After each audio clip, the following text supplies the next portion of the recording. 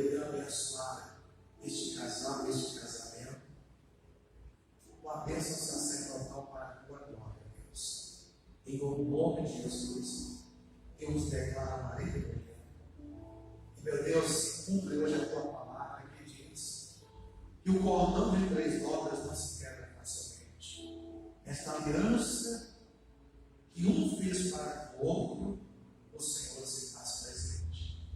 O marido, a esposa e o Senhor Jesus. E que eles não permanecerem firmes e fortes diante de ti. No momento da adversidade, das lutas, como no momento da romança e da alegria.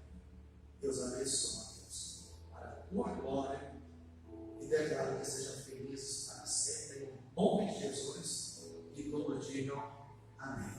Vamos aplaudir a Jesus, da abençoar.